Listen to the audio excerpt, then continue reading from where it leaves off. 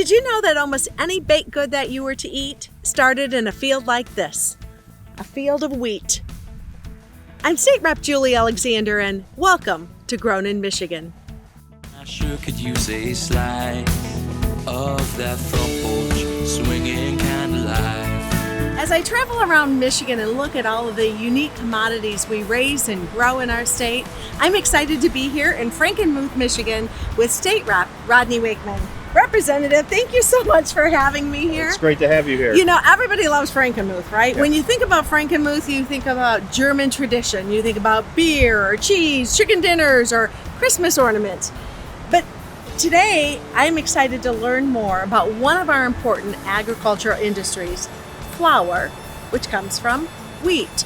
So let's talk a little bit about some of the legacy that we have here in our Frankenmuth community and growing wheat and turning it into very important flour. Well, Frankenmuth, very beginnings, was in 1845 when German settlers came across and to spread the word to Native Americans here.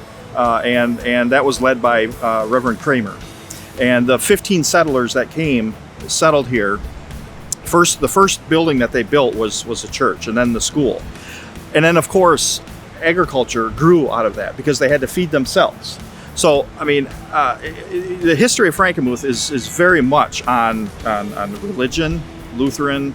It's built on family values, and then spreading that amongst themselves and amongst others. And they had to be independent, right? They had to be self-sufficient. Self-sufficient. Yes. So and as they did this, the kind of crops that they had to make for themselves had to be able to be put onto their dining room tables. And so, as we all have learned today and in the past, is that flour, wheat and such, to make flour is very much a staple in our society and in our the foods that we have. So, wheat farms in Michigan produce what is known as winter wheat because it is planted in the autumn and harvested the following summer. Our state grows both red wheat and white wheat. To learn about wheat production, I heard from Jody Pollock Newsom, the executive director of the Michigan Wheat Program, who described how Michigan winter wheat contributes to the economy and the agricultural environment.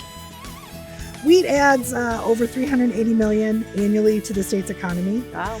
It's great for farmers because you have that diversity in your crop rotation. And wheat is actually really sustainable and good for the environment because most growers plant it in September, October, and you don't harvest it until the next July.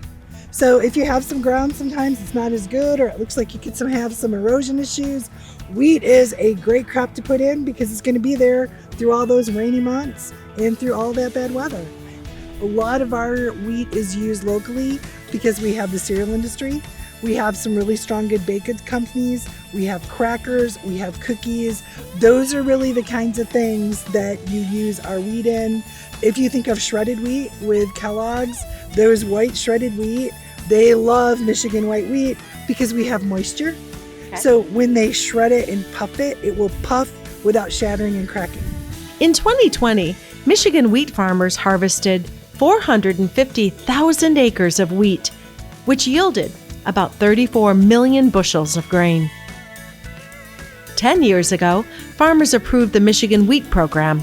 Through this checkoff program, farmers contribute a portion of wheat sales to help advance the industry. Dave Milligan, the former president of the Wheat Program and current president of the National Association of Wheat Growers, told me how the program has benefited the wheat sector in Michigan.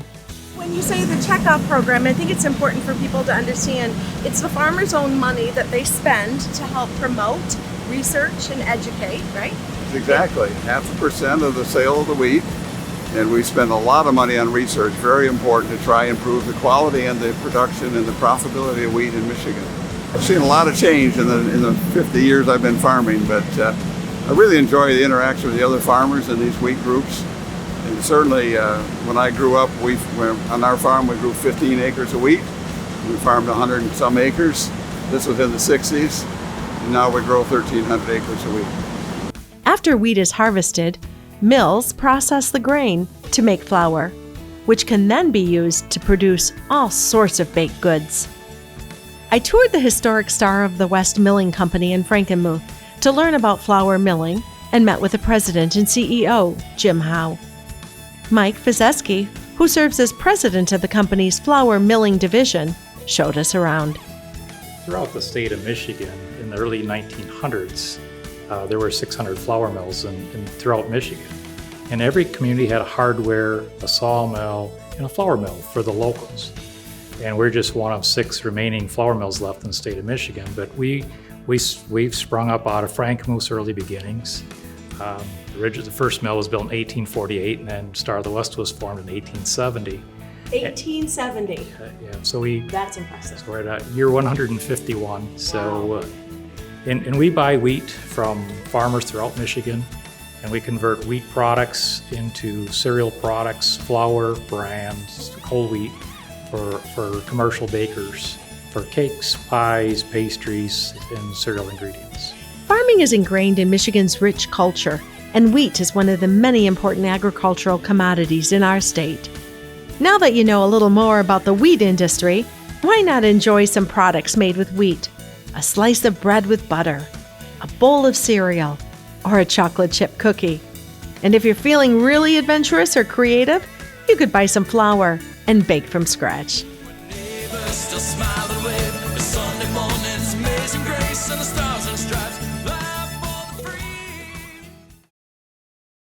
Do you have a story to tell? If you or someone you know has an untold agricultural story here in Michigan, I want to hear about it.